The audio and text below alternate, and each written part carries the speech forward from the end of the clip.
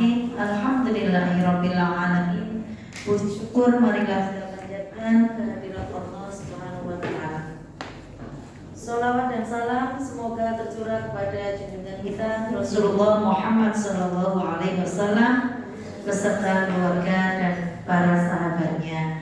Yang kami hormati Bapak Kepala Sekolah SD Kiai Ibrahim, Ustaz Aan Minanur Rahman MPD, Ustadzah sekalian yang senantiasa berbahagia, semoga senantiasa diberikan kesehatan, kemudahan dalam menjalankan segala aktivitas hari ini dan seterusnya. Amin ya rabbal alamin. Kami ucapkan terima kasih yang sebesar-besarnya atas kehadiran Ustadz-Ustadzah semuanya di ruangan ini untuk mengikuti desiminasi dari kami calon guru penggerak angkatan 6. Baik Ustadz-Ustadzah sekalian, sebelum saya melanjutkan ke materi inti, kami akan memperkenalkan diri terlebih dahulu. Izinkan kami memperkenalkan diri, yaitu saya sendiri di sini Siti Nikmah SPD, calon guru penggerak angkatan 6 kelas 83 dengan fasilitator saya Ibu Munafiah SAG dan Ibu pengajar praktik kami Ibu Uke Afrianti SPD. Selanjutnya kami persilakan kepada Ustazah Deni Isarawati. Terima kasih, saya calon guru penggerak angkatan 6 dengan fasilitator Ibu Juniati Dusnia SPH SPD MPD dan pengajar praktik Bapak Andi Wibowo SPD. Ya, terima kasih Ustazah Deni. Selanjutnya ada di samping saya rekan kami CGP angkatan 6 juga. Kepada Ustazah kami silakan. Bismillahirrahmanirrahim. Assalamualaikum warahmatullahi wabarakatuh. Waalaikumsalam warahmatullahi wabarakatuh. Terima kasih Ustadz-Ustadzah atas kehadirannya untuk mengikuti desiminasi modul 1.4 kami dari CGP angkatan 6. Saya sendiri dari kelas Surabaya 84 dengan fasilitator Bapak Sigit Kuncoro. Dan guru pembimbing praktik saya adalah Bapak Rito Yanuar. Kebetulan beliau bertugas di PP Amatul Ummah. Terima kasih. Assalamualaikum warahmatullahi wabarakatuh. Waalaikumsalam warahmatullahi wabarakatuh. Terima kasih Ustazah Deni dan Ustazah Nurul Nurjana.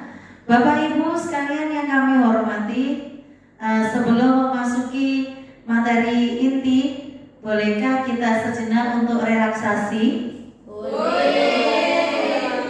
Ya, terima kasih. Baik, kami mulai langsung ya.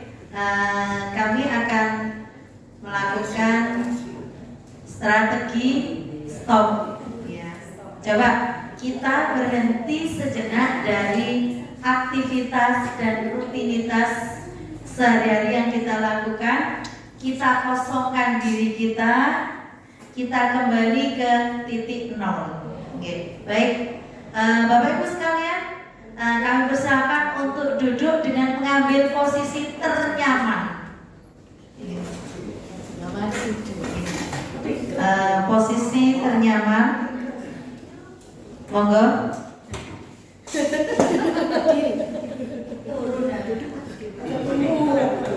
Ternyaman. Ya. Ambil posisi ternyaman. Letakkan kedua telapak tangan kita di atas paha.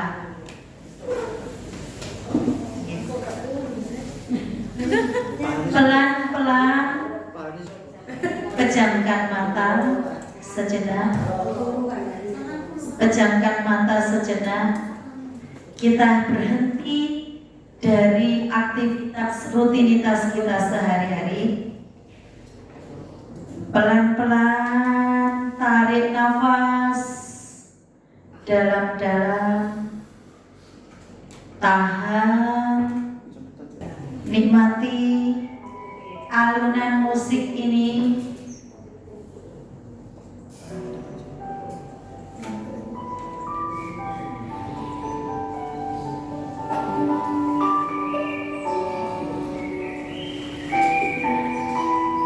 Sekali lagi, tarik nafas lagi, tahan, hembuskan sejenak, rasakan setiap suara yang ada di sekeliling kita.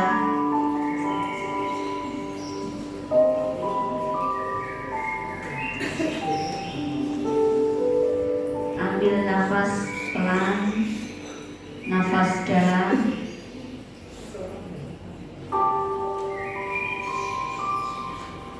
Keluarkan lewat mulut pelan-pelan. Mari kita bersyukur atas semua nikmat yang telah diberikan Allah Subhanahu wa Ta'ala. Mari kita berlatih untuk bersabar, bersabar dalam segala hal, bersabar menghadapi segala permasalahan. Hilangkan rasa sedih, hilangkan rasa penat. Tetaplah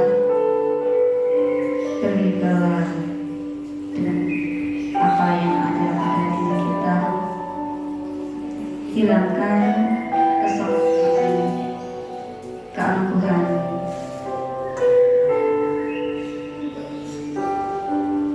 Ketenangan merupakan sumber kekuatan yang besar.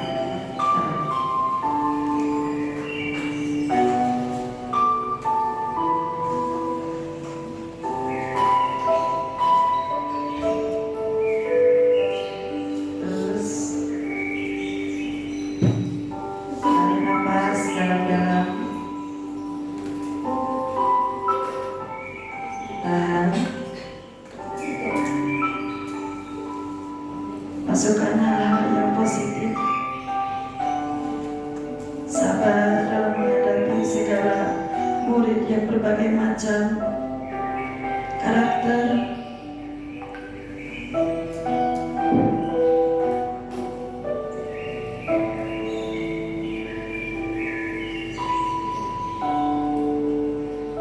Sabar menghadapi wali murid yang berbagai macam karakternya. Setelah berpikiran positif bahwa kita bisa untuk menghadapi segalanya.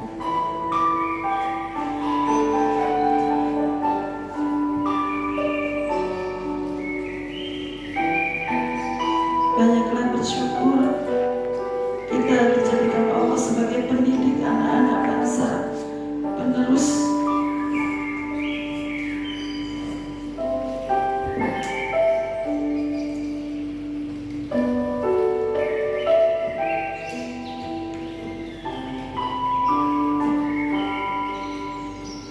Pelan-pelan, mari kita buka mata kita.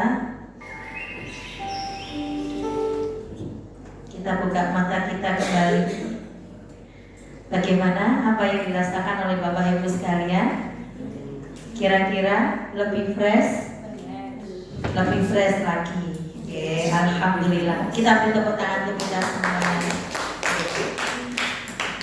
Baik, Bapak Ibu sekalian, kami sudah memperkenalkan diri.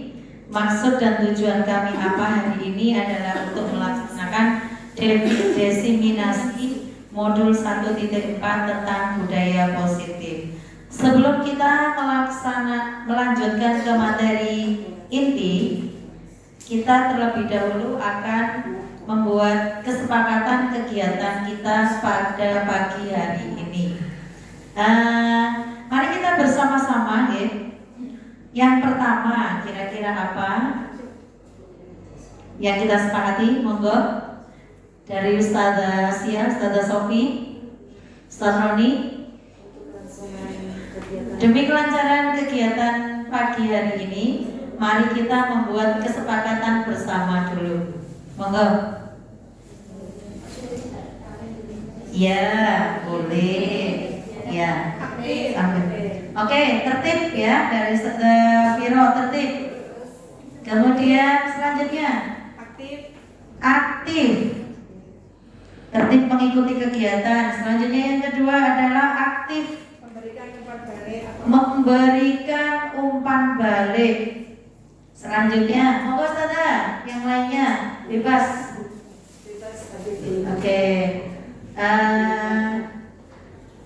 Ustazah Sofi, monggo. Tepat waktu.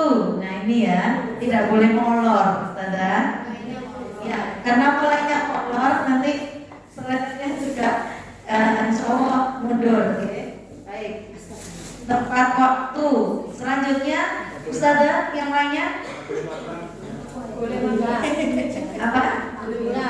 Ustaz Faisal monggo. Tidak boleh makan.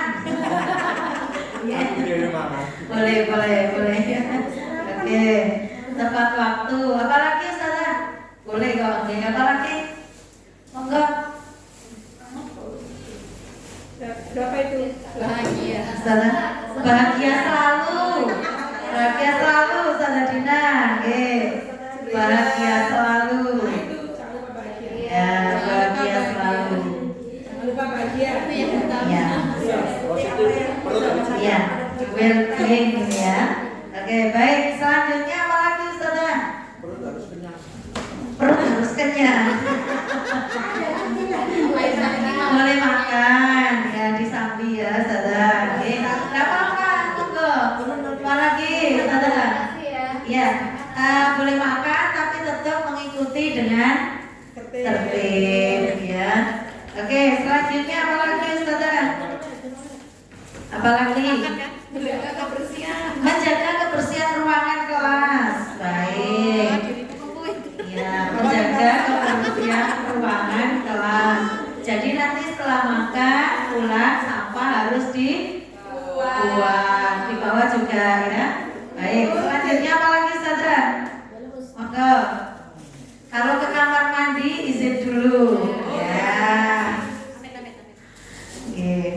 Izin jika mau ke belakang. Terus apa lagi? Ya, menciptakan suasana nyaman. Karena di luar dingin. Ya, menciptakan suasana yang nyaman dan kekeluargaan ini sepertinya. Oke. Ya. Itu loh Pak dispenser Pak. Ya, apalagi sudah cukup Ustazah kesepakatan yang kita buat pagi hari ini. Baik, saya ulangi sekali lagi. Kesepakatan kegiatan diseminasi budaya positif. Yang pertama, tertib mengikuti kegiatan. Yang kedua, aktif memberikan umpan balik. Yang ketiga, tepat waktu. Yang keempat, bahagia selalu. Yang kelima, boleh makan asal konsentrasi. Yang keenam, menjaga kebersihan ruangan kelas. Yang ketujuh, izin jika keluar ruangan. Yang kedelapan, menciptakan suasana nyaman dan kekeluargaan. Sudah disepakati semuanya Ustazah? Oke, terima kasih banyak. Baik, Ustazah sekalian, sebelum saya melanjutkan ke sini, coba ke materi inti. Terlebih dahulu saya ingin tes suaranya. Coba tepuk satu, tepuk semangat, semangat, semangat. Terima kasih Ustazah. Baik, saya ingin mengajak Ustazah semuanya untuk mengenang kembali ke masa lalu. Ya. Di sini ada yang punya masa lalu? Pasti punya masa lalu ya. Makanya sampai ada judul lagu masa lalu. Oke, baik. Baik. Pasti Ustazah semuanya ketika bersekolah dulu punya kenangan yang tidak pernah terlupakan. Nah, tentu saja pengalaman ada yang menyenangkan dan ada yang tidak menyenangkan. Nah, saya ingin bertanya kepada Ustazah semuanya, manakah yang paling berkesan sampai sekarang? Menyenangkan. Yang menyenangkan. Baik, Ustazah Putri yang menyenangkan. Nah, oke, boleh saya bertanya Ustazah, mengapa pengalaman itu menjadi sangat menyenangkan? Berkesan. Karena memiliki filosofi yang sangat istimewa. Oh, yang mana? Ini filosofi yang sangat istimewa. Tentu ini sangat membekas sekali ya. Baik. Sekarang kalau kita pernah menjadi siswa, flashback ke lalu, kita punya kenangan dan kenangan itu menyenangkan dan itu sangat membekas bagi kita. Pertanyaannya, sebagai seorang pendidik, apakah kita ingin menciptakan hal yang sama kepada murid-murid kita? Tentu. Iya, tentu. Sepakat ya saudara semuanya ya? Kita ingin menciptakan suatu kenangan yang indah yang tidak terlupakan oleh murid-murid kita kelak sampai mereka dewasa. Hal itu menjadi kenangan yang istimewa seperti yang dialami Ustazah Putri. Tepuk tangan buat Ustazah Putri. Baik. Nah, kita masuki selanjutnya adalah budaya positif. Nah, budaya positif kami dari CGP Angkatan 6 kelas 83, kemudian kelas 84, Ustazah Deni kelas 63 akan mengupas tuntas apa itu budaya positif. Selanjutnya, mohon Ustazah Deni. Iya, topik yang akan kita bahas hari ini yaitu yang pertama disiplin positif, yang kedua yang pertama disiplin positif dan nilai-nilai kebajikan universal, yang kedua teori motivasi, hukuman dan penghargaan, restitusi, yang ketiga keyakinan kelas, yang keempat kebutuhan dasar manusia dan dunia berkualitas, yang kelima restitusi 5 posisi kontrol, dan yang terakhir restitusi segitiga restitusi. Apa sih topik dari ke-6 materi di disiplin positif ini? Akan kita kupas satu persatu. Silakan. Baiklah Ustazah, sebelum kita masuk ke topik pertama, kita melihat gambar yang ada di slide. Setuju atau tidak setuju? Setuju atau tidak setuju dengan ada hukuman dapat mendisiplinkan anak? Dan yang kedua, hukuman itu menggunakan hal positif seperti membaca atau membersihkan halaman sekolah itu dapat meningkatkan disiplin anak, atau memberi penghargaan dapat meningkatkan motivasi belajar anak. Kira-kira menurut Ustazah mana yang baik untuk anak kita, untuk anak didik kita? Apakah dengan menghukum dapat mendisiplinkan anak dengan hukuman, dengan hal-hal yang positif? Silakan. Menambahkan, maksud dari gambar ini, setuju atau tidak setuju hukuman dapat mendisiplinkan anak, setuju atau tidak? Ustazah, hukuman dapat mendisiplinkan anak, ya pasti ada yang bilang setuju, tidak gitu ya. Dan yang gambar kedua, pemberian hukuman dengan hal positif seperti membaca atau membersihkan halaman sekolah dapat meningkatkan disiplin anak, setuju atau tidak? Setuju. Iya, kelihatannya suara banyak yang setuju gitu ya. Iya.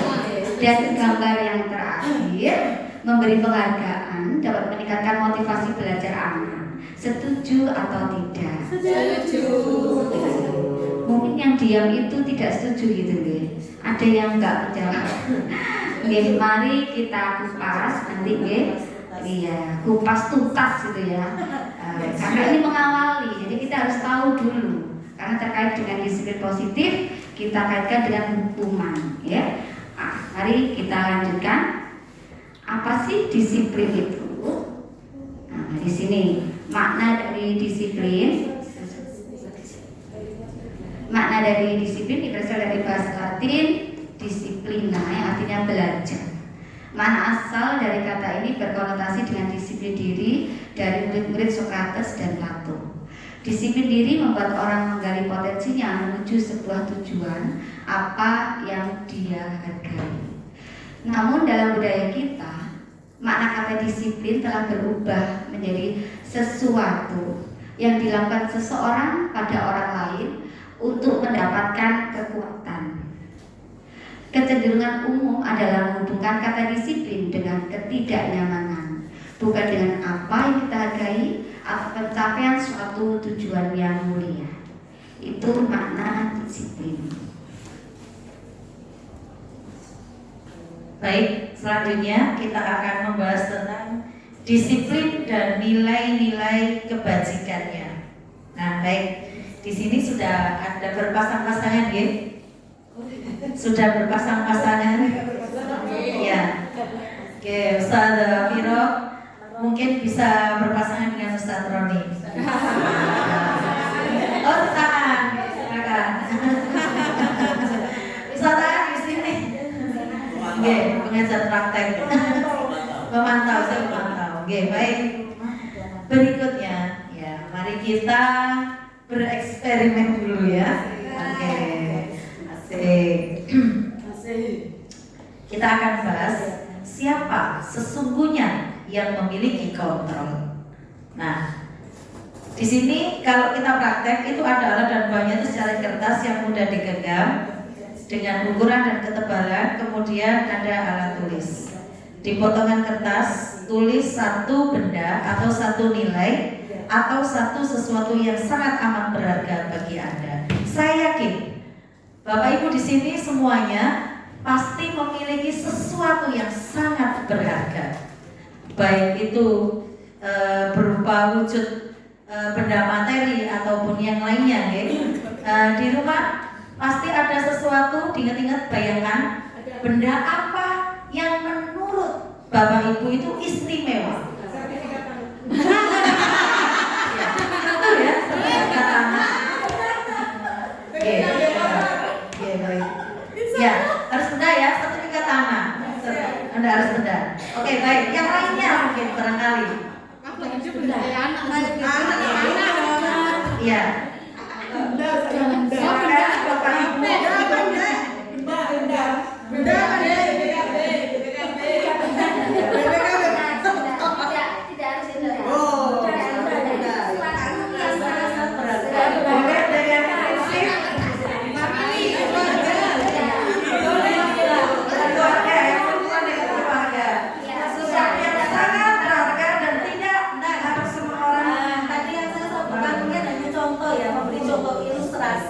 Tapi tidak perlu disebutkan sertifikat tanah. Dalam hati saya katanya sangat berharga ya. Bayangkan, ya bayangkan. Silakan Ada Menggenggam seperti di tangan di tangan. di tangan aja. Di tangan aja. Di tangan aja. Bayangkan di tangan Bapak Ibu ini Ada sesuatu yang sangat berharga dan tidak orang lain perlu tahu. dan orang lain tidak boleh memiliki. Bayangkan. Bayangkan, silakan. Ya. Satu saja membayangkan satu nilai yang sangat berharga bagi ustadz-ustadzah. Satu nilai, bukan hanya benda. Benda itu kan kadang bukan hal yang berharga ya buat kita. Coba satu nilai yang menurut ustadz-ustadzah sangat berharga. Boleh sambil membayangkan, sambil memejamkan mata. Memejamkan mata. Coba satu nilai itu harus dijaga ustadz-ustadzah, dijaga dengan kuat. Tidak boleh satu orang pun yang mengambil sesuatu yang berharga.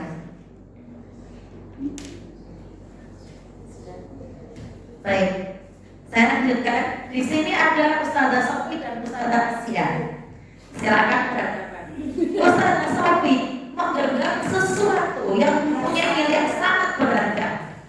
Kemudian Ustazah Asia, dia ingin memiliki benda ataupun nilai yang sangat berharga tadi dari Ustazah Sofi. Coba silakan diraih. Boleh enggak dia dimiliki? Diminta dulu. Boleh enggak? Boleh enggak? Enggak boleh. Silakan membujuk sekarang. Membujuk merayu. Boleh enggak Ustazah Sofi? Jangan, tetap jangan. Jangan si Alis. Ustazah Asia ini lama-lama capek. Coba diajak dengan kekerasan.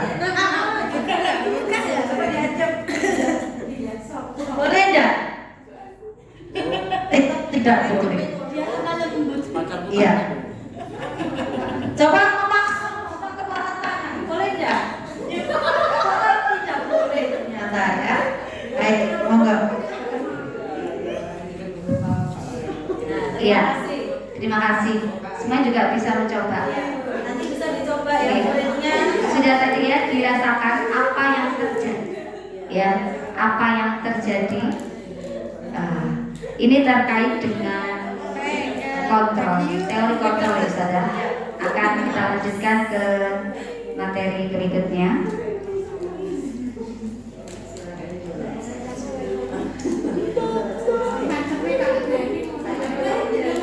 Baik, ya. Kita sudah praktek tadi ya. Jadi tentu saja sesuatu yang sangat berharga, yang memiliki nilai yang sangat tidak terukur ya kalau berharga itu bagi kita. Jika diminta oleh orang lain, kita tidak berkenan untuk memberikan, pasti kita tidak akan memberikannya.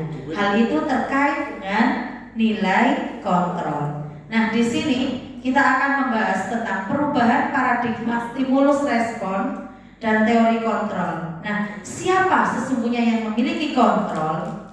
Nah, kita berikan stimulus respon. Kita mencoba mengubah orang agar berpandangan sama dengan kita. Nah, kalau menurut teori kontrol, kita berusaha memahami pandangan orang lain tentang dunia. Kemudian, perilaku buruk dilihat sebagai suatu kesalahan kalau menurut stimulus respon. Nah, kalau menurut teori kontrol, maka semua perilaku itu memiliki tujuan. Menurut stimulus respon, orang lain bisa mengontrol saya. Kalau teori kontrol, hanya Anda yang bisa mengontrol diri Anda. Sekali lagi, orang lain bisa mengontrol saya. Kalau teori kontrol, hanya Anda yang bisa mengontrol diri Anda sendiri. Berikutnya, stimulus respon, saya bisa mengontrol orang lain. Sedangkan teori kontrol, Anda tidak bisa mengontrol orang lain. Tadi dipraktekkan dengan menggenggam tangan.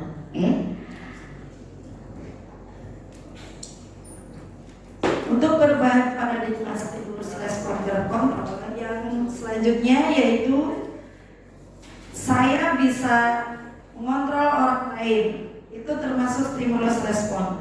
Untuk teori kontrolnya, Anda tidak bisa mengontrol orang lain.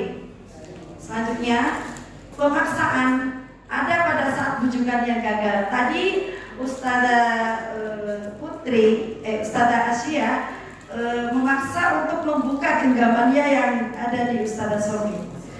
Untuk teori kontrolnya, kolaborasi dan konsensus menciptakan pilihan-pilihan yang baru. Bisa dengan sesuatu yang baru yang bisa untuk membuka genggaman yang dimiliki Ustazah Sofi itu. Yang terakhir, stimulus respon, model berpikir menang atau kalah. Untuk teori kontrolnya, model berpikir menang-menangan. Selanjutnya ini ada peta pikiran terkait dengan disiplin positif yang akan kita bahas dari teori kontrol atau teori pilihan Dr. William Glasser. Yang pertama, Anda tidak bisa mengontrol orang lain, hanya Anda yang bisa mengontrol diri Anda sendiri. Ini terkait dengan kita dan nanti mengimbasnya ke anak-anak. Anda tidak bisa mengontrol orang lain, hanya Anda yang bisa mengontrol diri Anda. Makna disiplin, belajar kontrol diri dengan menggali potensi kita agar tercapai tujuan mulia, yaitu sesuatu menjadi seseorang yang kita inginkan berdasarkan nilai-nilai yang kita hargai.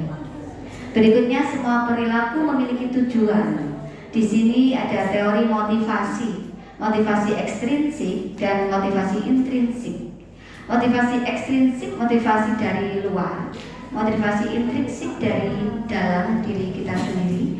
Motivasi ekstrinsik diantaranya yang pertama untuk menghindari hukuman yang tadi sudah di awal ada gambar-gambar itu ya. Yang pertama itu motivasi ekstrinsik, nanti akan dijabarkan. Ini kita hanya membaca peta pikiran dulu. Yang kedua, motivasi ekstrinsik untuk mendapatkan imbalan. Jadi hukumannya tadi dia nggak melakukan kesalahan karena ingin mendapat imbalan. Dan yang pertama tadi menghindari hukuman. Yang berikutnya motivasi intrinsik dari dalam, yaitu semua perilaku memiliki tujuan untuk menghargai diri sendiri, nilai-nilai kebajikan universal, dan menjadi keyakinan kelas yang akan menjadi keyakinan diri dia sendiri. Selanjutnya kita akan membahas tentang model berpikir menang-menang. Di sini bukan menang-menangan ya. Maksudnya di sini itu win-win solution gitu ya. Jadi semua merasa menang ya, semua merasa terakomodir. Jadi tidak ada satu menang, satu kalah ya. Jadi nah kemudian selanjutnya kolaborasi dan konsensus menciptakan pilihan-pilihan baru.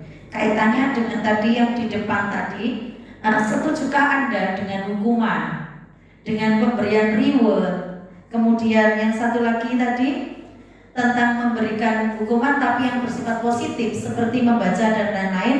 Nanti kita akan bahas di sini ada 5 posisi kontrol guru. Ya, 5 posisi kontrol guru di sini. Yang pertama sebagai seorang penghukum. Kemudian yang kedua sebagai pembuat rasa bersalah. Yang ketiga sebagai teman, yang keempat sebagai pemantau, yang kelima sebagai manajer. Nah nanti akan kita tayangkan seperti apa posisi penghukum, rasa bersalah sampai yang terakhir manajer. Nah harapannya kita sebagai seorang pendidik kita berada di posisi manajer, bukan sebagai seorang penghukum ataupun pembuat rasa bersalah. Minimal kita berada di posisi sebagai seorang pemantau. Nah kemudian bagaimana untuk menyelesaikan suatu permasalahan yang kita hadapi di kelas? Kita bisa menggunakan segitiga restitusi. Nah hal baru lagi ya, kalau saya baru tahu di guru penggerak itu ada istilah restitusi ya di sini. Kalau sebelumnya mungkin restitusi dalam kata yang lain, ternyata di dunia pendidikan kita pakai istilah restitusi yaitu sebagai penyelesaian masalah. Nanti ada satu yang pertama, strategi yang ada dalam segitiga restitusi menstabilkan identitas. Yang kedua, validasi kebutuhan. Yang ketiga, menanyakan tentang keyakinan. Selanjutnya kita akan membahas tentang realitas. Kebutuhan kita itu berbeda. Kita berusaha memahami pandangan orang lain tentang dunia. Setiap orang itu memiliki gambaran yang berbeda-beda.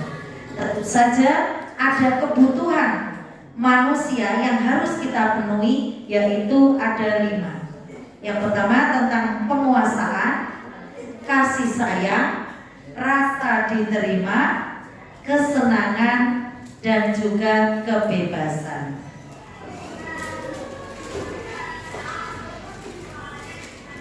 Baiklah, untuk slide selanjutnya yaitu nilai-nilai kebajikan universal. Yang pertama, nilai-nilai kebajikan adalah sifat-sifat positif manusia yang merupakan tujuan mulia yang ingin dicapai setiap individu.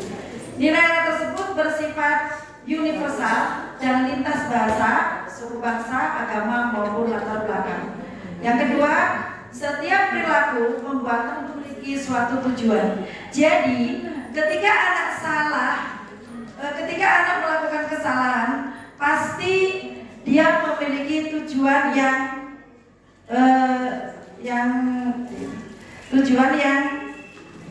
dicapai.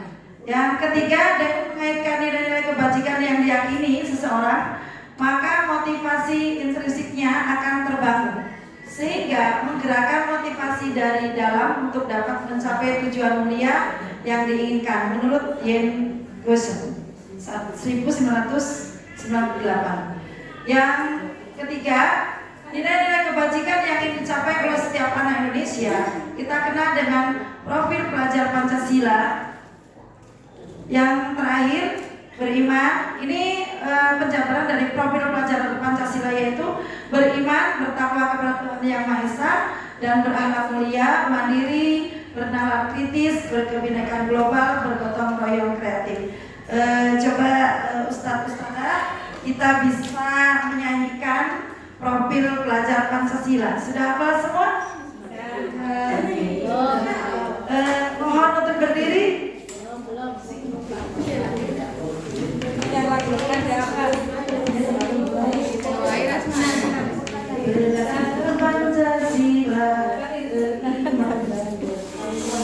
Pancasila.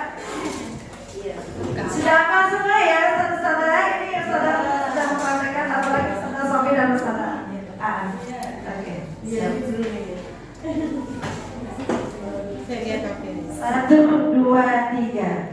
Belajar Pancasila, beriman dan bertakwa kepada Tuhan Yang Esa, dan berakhlak mulia, berdiri dengan bertobat, gotong royong, mandiri, kreatif, dan bernalar kritis.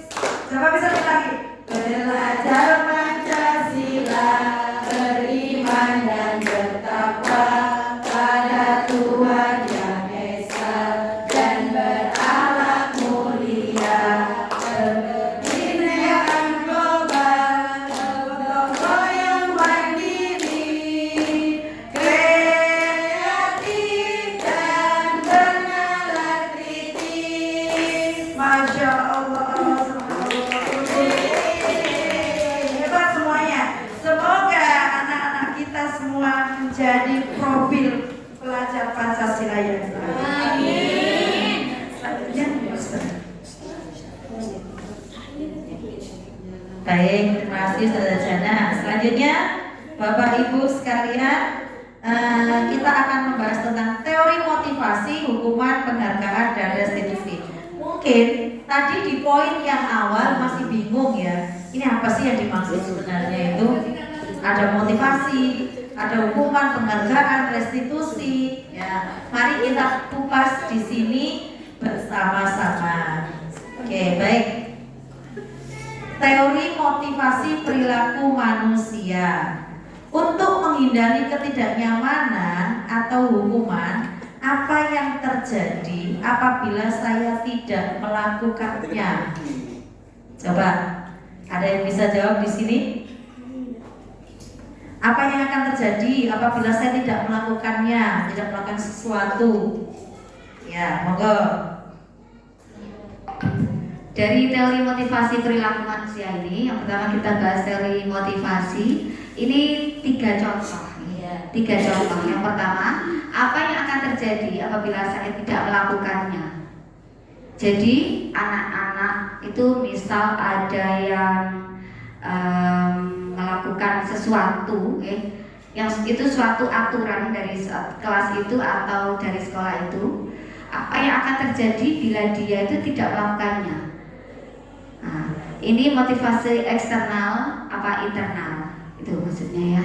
Apa yang terjadi apabila saya tidak melakukannya? Yang kedua, apa yang akan saya dapatkan apabila saya melakukannya? Ini kayak imbalan tadi ya. Ini motivasi apa, eksternal atau internal? Sudah ada keterangannya di samping. Dan yang terakhir, saya akan menjadi orang yang seperti apa bila saya melakukannya? Saya akan tertib belajar. Motivasi dari dirinya sendiri, internal, motivasi internal. Saya akan tertib ketika belajar. itu saya akan menjadi orang apa nanti kalau saya tertib gitu. Ya, itu dari dirinya sendiri. Berbeda dengan yang 1 dan 2 ini. Itu terkait dengan teori motivasi. Iya. Mungkin yang pertama tadi ya eksternal, masih eksternal ya saudara ya. Apa yang akan terjadi apabila saya tidak melakukannya? Jadi masih memaksa ya saudara ya. Jadi konsekuensinya apa ya yang saya dapat? Apa yang akan saya dapat? Hukumankah? Nilainya tidak baguskah? Nah seperti itu. Kemudian yang kedua, apa yang akan saya dapatkan apabila saya melakukannya? Jadi masih imbalan ya, imbal balik apa yang akan saya peroleh. Jadi ini motivasi yang timbul dari luar karena paksaan ya, karena paksaan. Kemudian yang ketiga tadi, saya akan menjadi orang yang seperti apa bila melakukannya. Ini sudah mulai tumbuh dari dirinya. Jadi ini internal. Harapannya dari motivasi eksternal maupun internal yang kita harapkan sebagai pendidik adalah ya menumbuhkan ya motivasi internal dari dalam diri. Kenapa kok internal? Karena internal ini maka keberlangsungannya akan lama sekali. Sedangkan yang eksternal yang sifatnya karena dia ingin ada imbalan atau umpan balik, ada tekanan, maka ini sifatnya hanya sementara. Gitu ya saudara. Baik, selanjutnya mari kita kembali flashback ke quotes dari KHD. Apa sih merdeka itu menurut beliau? Maka merdeka itu artinya tidak hanya terlepas dari perintah, akan tetapi juga cakap buat memerintah dirinya sendiri. Sebagai manusia seutuhnya mampu berdiri di atas kaki sendiri. Gitu, moga saudara.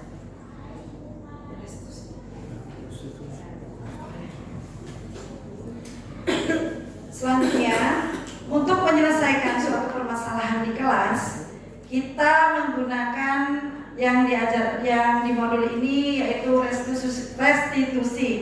Restitusi itu apa sih?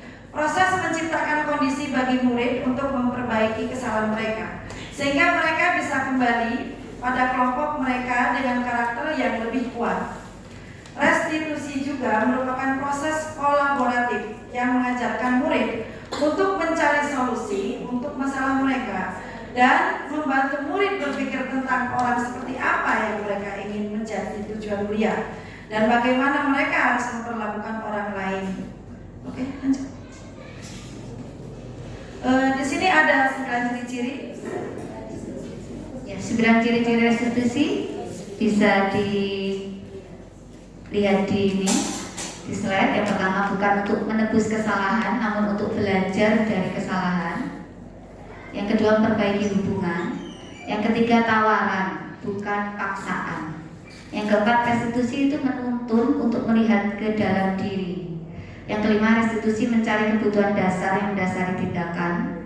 Yang keenam, restitusi diri adalah cara yang paling baik. Yang ketujuh, restitusi fokus pada karakter, bukan tindakan. Yang kedelapan, restitusi fokus pada solusi. Dan yang terakhir, restitusi mengembalikan murid yang berbuat salah pada kelompoknya. Berikutnya kita akan membahas tentang keyakinan kelas. Nah, mengapa tidak peraturan kelas? Nah, awalnya itu tata tertib ya Ustaz, ya Ustaz. Dari tata tertib kita berubah ke ada kesepakatan kelas, ya, kesepakatan kelas. Nah, selanjutnya kita akan belajar tentang keyakinan kelas. Mengapa kok keyakinan kelas, bukan peraturan? Nah, seperti tadi yang sudah kita bahas sebelumnya tentang nilai-nilai keyakinan kelas sebagai motivasi intrinsik. Nah, itu lebih menggerakkan seseorang dibandingkan mengikuti serangkaian peraturan-peraturan yang ada.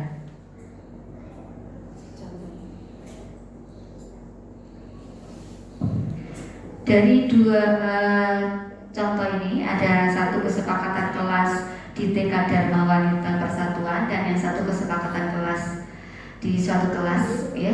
Dari dua contoh ini coba mana yang merupakan keyakinan kelas, yang ini kanan apa kiri, yang hijau atau yang putih yang merupakan keyakinan kelas? Yang putih. Semua berpendapat yang putih atau ada pendapat yang lain? Yang putih. Iya, berarti Ustazah sudah paham ya? Kesepakatan kelas yang putih, kami guru dan murid yang saling menyayangi, kami murid yang semangat dan belajar, kami murid yang peduli dengan teman-teman. Kalau yang sebelah itu kesepakatan kelas datang tepat waktu, mengucapkan salam, ini seperti peraturan nih. Peraturan-peraturan menjaga kebersihan sekolah, berdoa sebelum dan sesudah kegiatan, aktif dalam pembelajaran dan tertib. Ini yang kesepakatan keyakinan kelas itu yang seperti ini. Secara umum, ya, secara umum, dan di dalamnya ada indikator-indikatornya. Kalau peraturan, kalau yang sebelah itu termasuk peraturan kelas. Jadi kita mengarah ke kesepakatan kelas, tapi dari poin-poin kesepakatan kelas itu ada indikator masing-masing. Seperti itu. Mari dilanjutkan. Berikutnya terkait dengan peraturan dan keyakinan. Seperti ini saudara. Yang pertama, selalu kembalikan buku ke tempatnya. Ini peraturan. Keyakinan kelasnya, tanggung jawab tadi. Berikutnya, dilarang mengganggu orang lain. Nah, ini peraturan. Ya. Seringkali peraturan itu dengan kalimat negatif ya. Dan keyakinan kelasnya menghormati orang lain. Berikutnya, hadir di sekolah 15 menit sebelum pembelajaran dimulai. Kalau keyakinan kelasnya menghormati orang lain, berkomitmen, seperti itu. Berikutnya, kalau peraturan itu dilarang melakukan kekerasan, sementara keyakinan kelasnya menjadi keselamatan, menghormati orang lain. Kemudian kalau peraturannya itu dilarang menggunakan narkoba, maka keyakinan kelasnya menjadi kesehatan. Kalau peraturan kelasnya itu bergantian atau menunggu giliran, maka keyakinan kelasnya menjadi menghormati orang lain atau bersabar.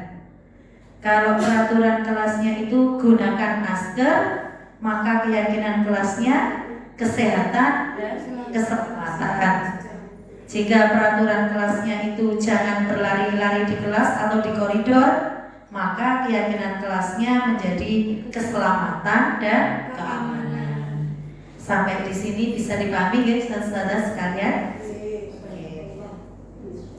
Menambahi sedikit dari Ustazah Nima yang ada di sini, peraturan dan keyakinan kelas. Jadi intinya untuk membuat keyakinan kelas itu menggunakan kata-kata positif. Jangan sampai ada kata jangan atau tidak. Begitu aja.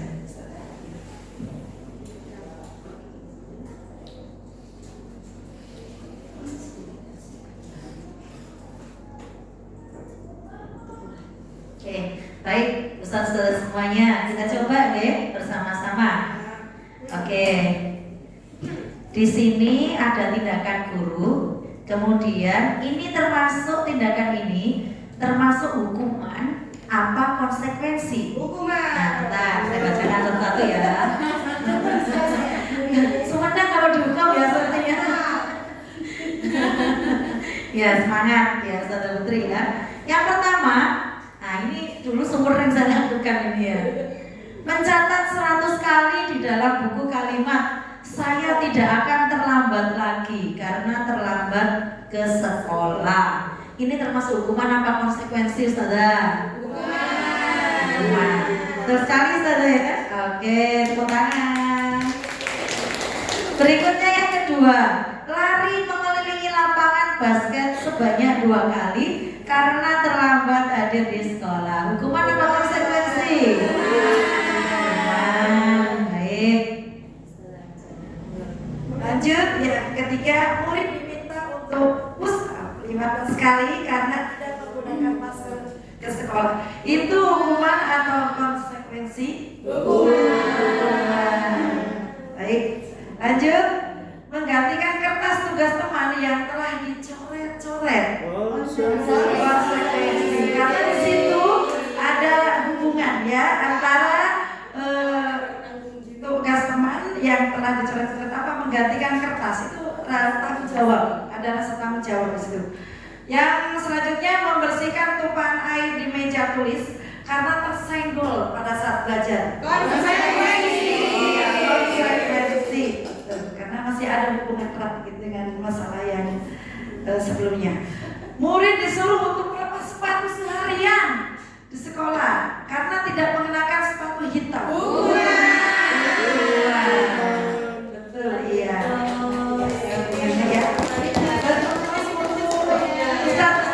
Ustaz Ibrahim bisa membedakan antara hukuman dan konsekuensi 100. Iya, nanti tinggal prakteknya aja ya di kelas masing-masing.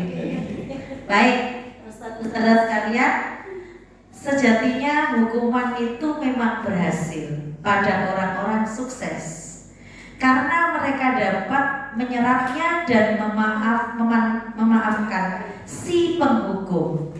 Hukuman itu tidak bekerja pada anak yang memiliki identitas gagal karena tindakan ini hanya menegaskan ketidakmampuannya ya.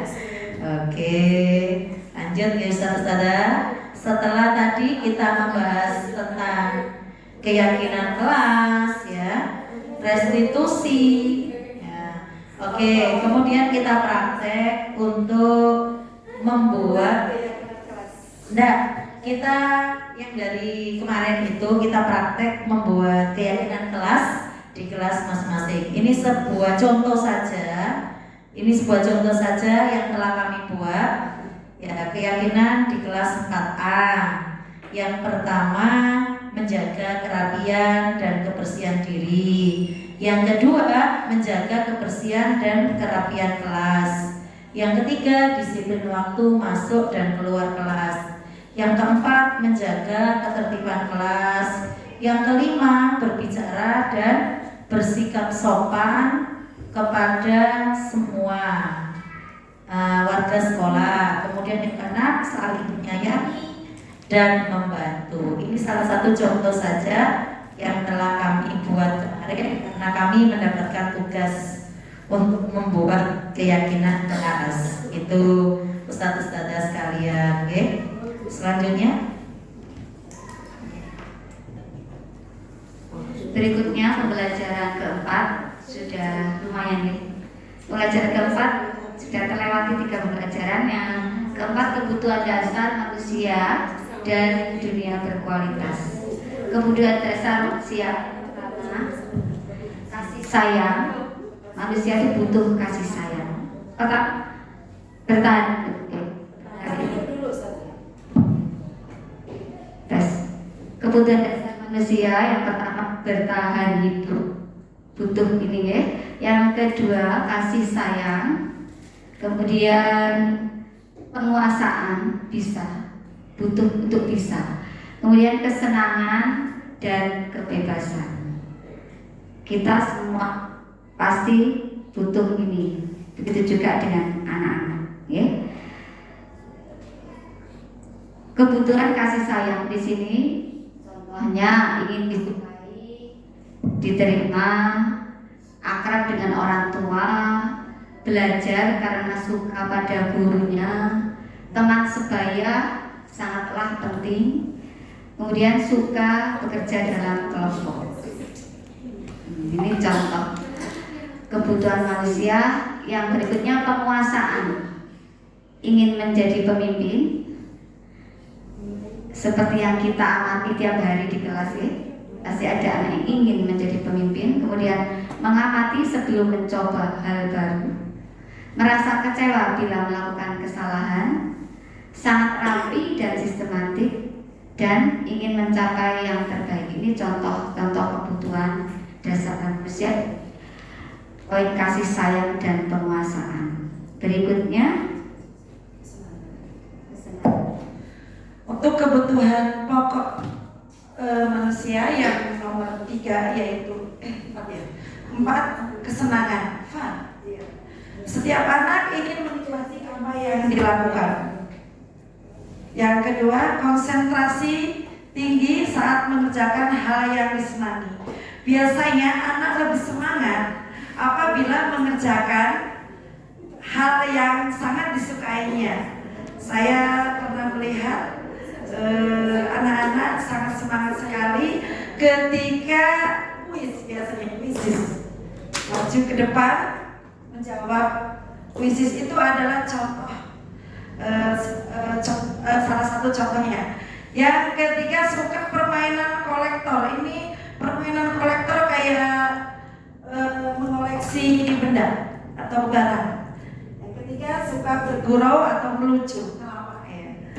Yang selanjutnya, menggemaskan, bahkan saat bertingkah laku yang buruk, gemes. Kadang kita melihat murid-murid kita itu suka gemes dengan tingkah pola mereka ya. Untuk yang terakhir, kebebasan atau freedom, menginginkan pilihan, terus perlu bergerak. Ini anak-anak itu yang namanya juga anak ya, perlu hidup bergerak juga ya. Banyak permainan, diantaranya kita sering melihat anak-anak bermain bola ya, padahal sudah dilarang karena merusak keadaan yang ada di sekitarnya, tapi tetap untuk melakukannya. Suka mencoba-coba. Terus lanjut, tidak terlalu terpengaruh orang lain. Yang terakhir, senang mencoba hal baru dan menarik. Ini adalah 5 pokok dasar kehidupan manusia menurut sumber William Hunt ya. Oke, lanjut Ustaz. Baik, selanjutnya kita akan membahas tentang posisi kontrol. Seperti yang sudah saya sampaikan sebelumnya tadi, 5 posisi kontrol yaitu pemberi hukuman, kemudian sebagai teman, kemudian membuat rasa bersalah, terus ada pemantau, terakhir adalah manajer. Maka kita akan bahas di sini 5 posisi kontrol. Di sini kita bisa melihat diri kita berada di posisi mana sih? Kita sebagai apa terhadap anak itu? Kemudian coba kita bahas identitas gagal, kemudian identitas sukses. Yang pertama, sebagai penghukum itu biasanya dicirikan begini: menghardik, menunjuk, kemudian menyakiti, kemudian menyindir. Nah, berarti diri kita sebagai seorang penghukum. Nah, bagaimana dengan membuat rasa bersalah? Cirinya itu selalu berceramah dan selalu mengatakan seharusnya kamu itu tidak begini. Nah, ibu merasa kecewa dengan apa yang telah kamu lakukan. Itu cirinya orang yang membuat rasa bersalah. Nah, kemudian kalau guru itu sebagai seorang penghukum itu juga berkata begini, kalau kamu tidak melakukannya, awas ya. Rasakan gitu. Nah, itu ya. Nah, bagaimana dengan hasilnya? Nah, bisa dipastikan bahwa siswa kita akan memberontak, menjadi seorang pemberontak hasilnya. Dan dia cenderung akan selalu menyalahkan orang lain. Dan yang paling fatal, dia akan menjadi seorang pembohong, suka berbohong. Kenapa? Karena dia akan mencari alasan dan seterusnya. Nah, kemudian kaitannya dengan dunia yang berkualitas itu bagaimana? Maka murid itu meletakkan guru di luar dunia yang berkualitas. Jadi kita itu dianggap apa ya, pandangan mereka itu ya, mungkin negatif ya, saya negatif gitu. seorang murid akan berkata begini, biarkan saja, nanti juga marah-marah lagi. Ya kan? Jadi dianggap sesuatu yang biasa, yang wajar gitu ya. Kita itu. Nah, kemudian dampaknya yang akan terjadi kepada murid-murid kita, dia akan senantiasa mengulangi kesalahannya. Nah, itu ya untuk yang posisi sebagai seorang penghukum. Bisa dipahami ya saudara sampai di sini. Nah, kemudian kita sebagai seorang pembuat rasa bersalah. Dari kelima ini yang sudah kami pelajari, ternyata posisi yang paling berbahaya ada di posisi ini. Nah, kita kupas seperti apa bahayanya. Tadi sudah saya katakan bahwasanya dia suka berceramah, mengatakan seharusnya ibu kecewa itu sangat membekas loh. Ya, ketika dikatakan saya kecewa dengan sikap kamu, saya kecewa dengan tindakan kamu, harusnya kamu tuh nggak seperti ini. Nah, kemudian gurunya berkata tadi sudah seperti itu ya. Kemudian hasilnya bagaimana? Dia akan juga selalu menyembunyikan baik itu kesalahan apa yang sudah dilakukan. Nah, kemudian dia akan cenderung menyangkal dan juga berbohong. Nah, bagaimana dia itu melihat dunia berkualitas terhadap seorang guru? Dia akan meletakkan guru di dalam dunia berkualitas, ya. Kemudian muridnya berkata, dia akan selalu berkata begini, maafkan saya Bu, maafkan saya Pak. Nah, dampak yang paling fatal, dia akan selalu menjadi orang yang merasa bersalah, orang yang tidak berguna, ya, merasa tidak berguna. Nah, fatal sekali ya. Di sini fatalnya itu akibatnya, ke depannya, jangka panjangnya. Baik, selanjutnya di identitas suksesnya. Untuk 5 posisi kontrol identitas berhasil sukses. Yang pertama, kita memposisikan teman. Guru membuatkan alasan-alasan untuk muridnya. Ya. Terus untuk guru berkata, ayolah lakukan demi ibu. Masa kamu tidak mau? Ingat, kelak ibu kayak tahu tulisannya cilik.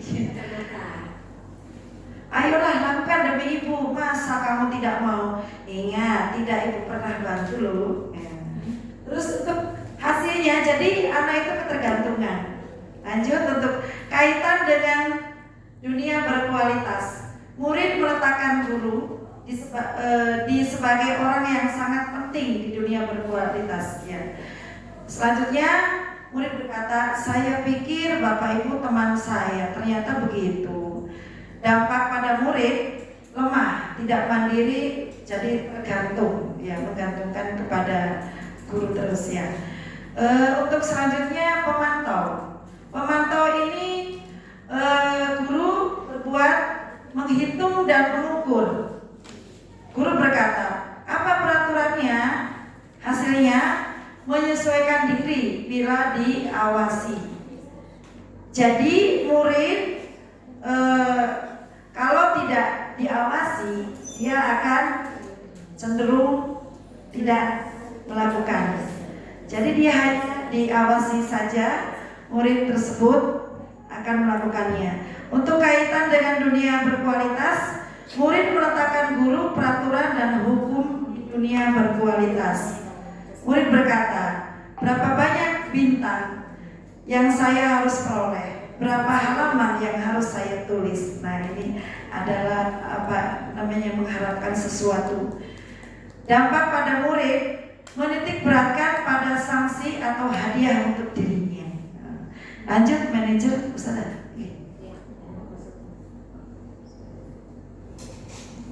Ya, yang terakhir, pembahasan yang terakhir, identitas berhasil sukses kontrol dirinya, yaitu menghargai diri sendiri. Kalau posisi guru di manajer ini, guru mengajukan pertanyaan-pertanyaan kayak memancing, pertanyaan terkait dengan Misal menurut kamu keyakinan sekolah mana yang perlu kamu tingkatkan dan sebagainya. Pokoknya dengan pertanyaan-pertanyaan. Okay. Guru berkata, apa yang kita yakini, apa yang bisa kau kerjakan untuk memperbaiki masalah ini. Jadi tentunya kita buat keyakinan kelas dulu, baru kita melaksanakan proses posisi kita sebagai manajer. Hasilnya bisa menguatkan pribadi anak itu. Kaitannya dengan dunia berkualitas, murid meletakkan dirinya sebagai individu yang positif dalam dunia berkualitas. Murid berkata, bagaimana caranya saya bisa memperbaiki keadaan ini? Jadi solusinya dari dirinya sendiri. Bagaimana cara saya? Bukan dari gurunya. Berarti kamu sebaiknya mengganti jajan temanmu dan sebagainya. Kalau itu kan posisi sebagai yang lain-lain tadi ya. Kalau sebagai manajer seperti ini, bagaimana caranya saya bisa memperbaiki keadaan ini? Dampak pada murid mengevaluasi diri, bagaimana cara memperbaiki diri. Jadi mereka mengevaluasi dirinya, bagaimana cara perbaikinya biar tidak melakukan itu lagi. Ya. Nanti akan ada video yang akan ditampilkan di sini terkait dengan 5 posisi ini. Silakan.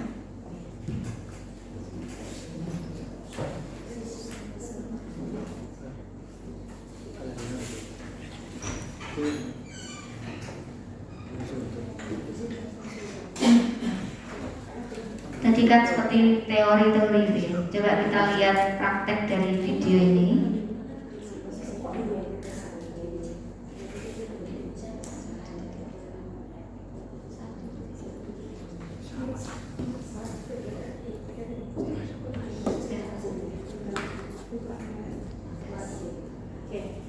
Masih ke posisi pembungkus deh.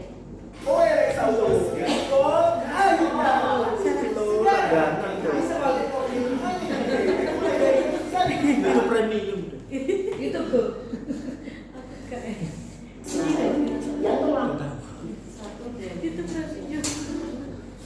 Kita angkat saja nih biar cepat.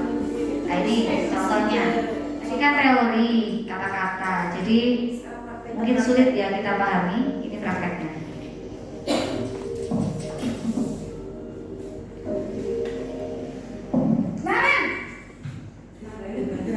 Sini kamu. Selalu terlambat. Ini tadi posisi apa? Kamu pasti terlambat. Jadi kayak menghadik gitu ya. Menghadik, menunjuk. Alasan kamu apa lagi? Membentak-bentak. Ini posisi sebagai Malas pengurus. sekali ya kamu jadi anak. Saya Dasar pemalas. Gak kapok-kapok sih kamu. Sudah berapa kali terlambat? Saya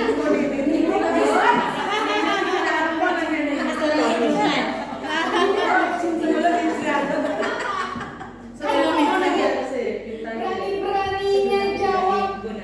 Sudah terlambat, masih berani jawab pula. Sekarang keliling lapangan basket 5 kali sekalian. Biar kapok. Cepat. Pergi sana ke lapangan basket. Posisi pemukul ya. Sana cepat. Ya. Tadi dampaknya kalau kita sebagai posisi pembuku, murid akan menjadi dendam ya, dendam pada kita. Dan itu akan diingat sepanjang kayak murid kita. Ya. Berikutnya posisi buat merasa bersalah. Naren.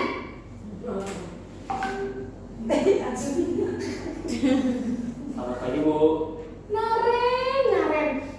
Kamu kenapa terlambat lagi, nak? Ya Tuhan, Naren. Kamu senang ya bikin ibu susah ya? Kalau kamu terlambat lagi, nanti ibu yang ditegur bapak kepala sekolah. Suaranya lebih lembut apa sampai tadi?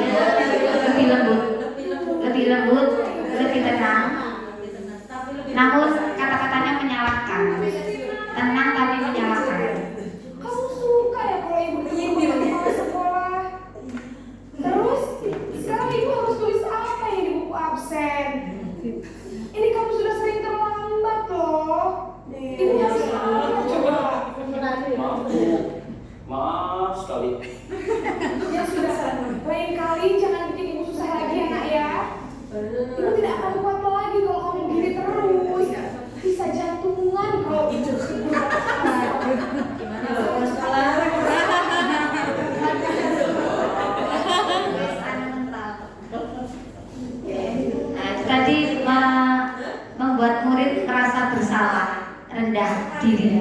Sekarang sebagai teman. Posisi sebagai teman. Ya kan. Selamat pagi Bu. Wah, sudah jam berapa ini nak? Lebih mesra ya. Iya saya. Kan teman. Suara guru ramah sekali. Ramah. Terus kayak bersenda gurau. Padahal siswa melakukan kesalahan, tapi guru kayak senda gurau. Ini Bu. posisi sebagai teman. Itu tadi, jadi biarpun saya lari kencang, tetap nggak kekejar Bu. Ya sudah sana, nanti lain kali larinya lebih kencang lagi ya, biar gak terlambat lagi. Bikin seneng ibu demi ibu, bisa kan? Bisa lah Bu. Ya sudah sana bersekolah, ibu beresin urusan absen kamu. Kamu ini ada saja. Tadi sebagai teman. Selanjutnya pemantau atau monitor. Selamat pagi Bu. Naren, apa perasaan sekolah kita tentang jam berapa kita harus berangkat? Kita harus di sekolah jam 7 Bu. Ini pakai suara tinggi apa enggak? Enggak. Ini enggak pakai suara tinggi, Paham Bu? enggak emosi juga.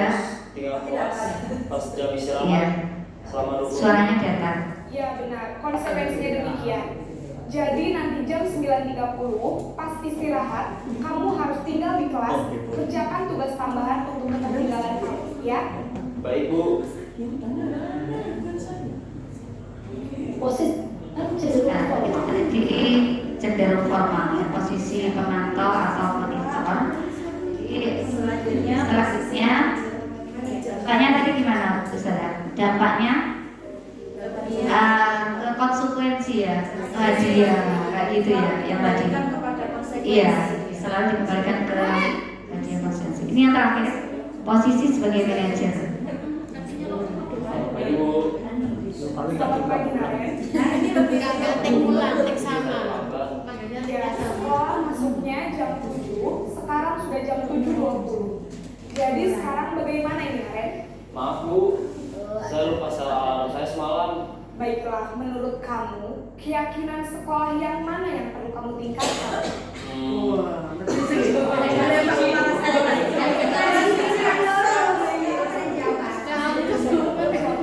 Jadi bikin keyakinan dulu. Jadi kita mengembalikan ke anak-anak pada keyakinan tadi yang sudah Perbaiki masalah keterlambatan ini. suaranya tadi netral, gurunya netral, tapi tidak menunjukkan cengengesan gitu ya. Serius tapi kayak nggak marah gitu ya. Ada Bu, kata saya, Kak Emma. Ada lagi selain Kak Banyak pertanyaan-pertanyaan dari posisi manajer ini, banyak pertanyaan-pertanyaan yang kita adalah Kak Emma dan ibu kamu ya. Kira-kira akan mulai start alarm kapan nih Karen? Setelah pulang sekolah, akan segera saya lakukan. Baik, jadi Karen akan setel alarm untuk bangun besok pagi dan akan diingatkan oleh kakak dan ibu dan Karen ya. Jadi solusinya dari guru apa dari siswa sendiri? Dari siswa sendiri. Tidak ada Bu. Baik Karen, terima kasih untuk kerjasama kamu. Sekarang kamu perlu kembali ke kelas untuk belajar. Baik Bu, terima kasih.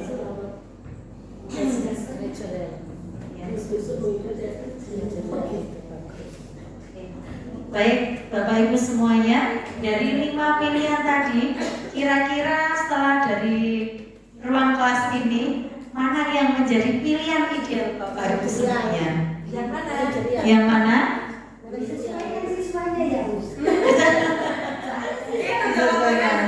Jawabannya tepat sekali. Nah, tapi posisi yang paling ideal di sini adalah sebagai seorang manajer. Paling tidak, ya, paling turun-turunlah kita sebagai seorang pemantau. Oke, di pemantau. Itu misalnya. Selanjutnya, tapi satu lagi ya, tadi selalu dikembalikan manajer tadi dikembalikan kepada keyakinan kelas. Jadi sebelum membuat satu keputusan, maka terlebih dahulu siswa diajak kembali kepada keyakinan kelas gitu. Jadi nanti buat keyakinan kelas terlebih dahulu. Kita akan membahas ke segitiga restitusi. Di segitiga restitusi ini ada 3 langkah ya. Ada 3 langkah dalam penyelesaian masalah.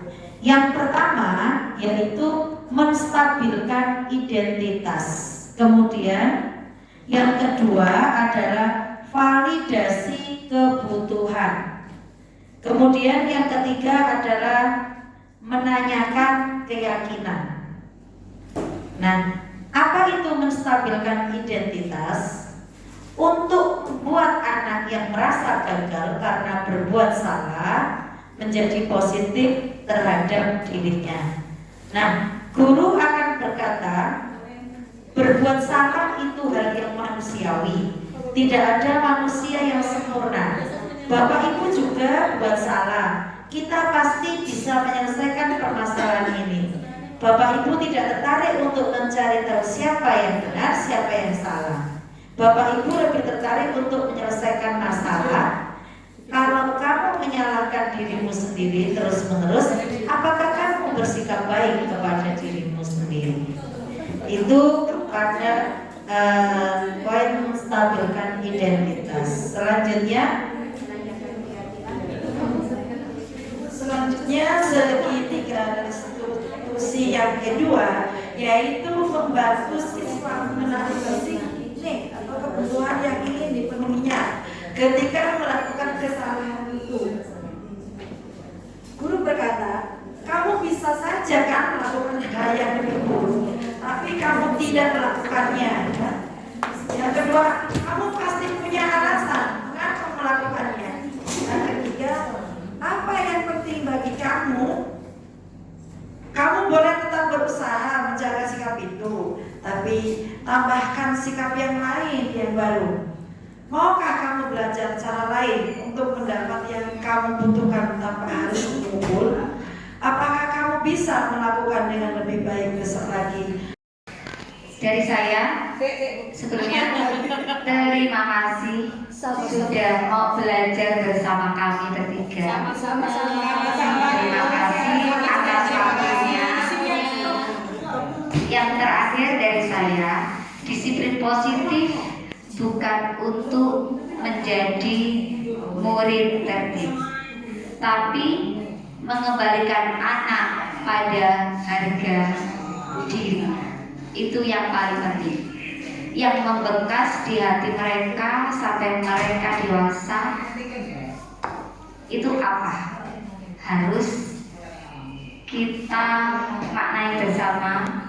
Mulai dari sekarang, apa yang harus kita lakukan untuk anak-anak kita.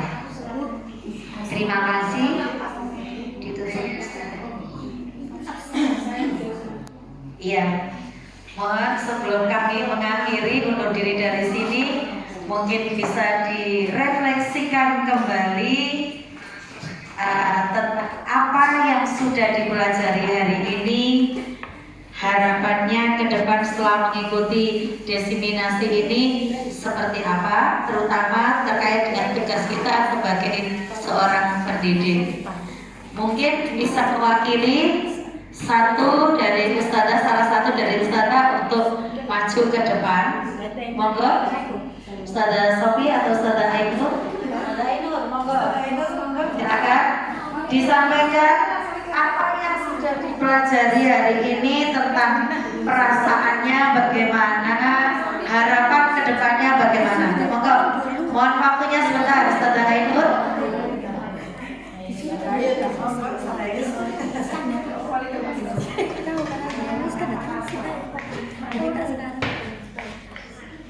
Oke, assalamualaikum warahmatullahi wabarakatuh. Waalaikumsalam.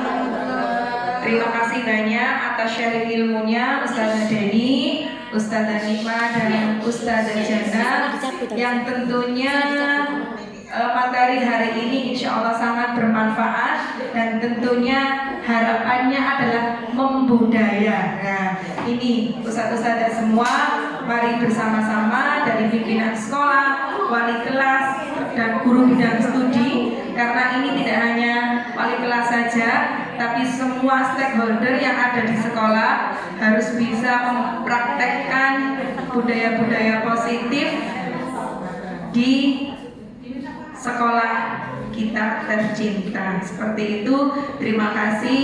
Harapannya ditunggu materi selanjutnya. Terima kasih. Assalamualaikum warahmatullahi wabarakatuh. Waalaikumsalam. Aplaus buat Ustaz Ainur. Sebagai penutup salam dari pertemuan kita pagi hari ini, bersama-sama nanti kita ikuti salam guru penggerak ya. Semoga nanti semuanya menjadi guru penggerak. Tapi kita juga masih calon ya. Kalau yang sudah guru penggerak beneran itu Ustaz Tahan dan Ustazah Sofi ya. Oke, doakan kami juga bisa menyelesaikan hingga tuntas ya, dengan baik program yang kami ikuti saat ini. Bersama-sama ya, kita latihan dulu ya. Salam guru penggerak. Bergerak, bergerak, menggerakkan, baperan. Baperan itu bawa perubahan. Baperan, kita singkat dari bawa baperan, bawa perubahan. Baperan, yes. Yes. Jadi semuanya ya. Oke. Bergerak, bergerak. Oke ya, sekali lagi ya, nanti saya dulu ya.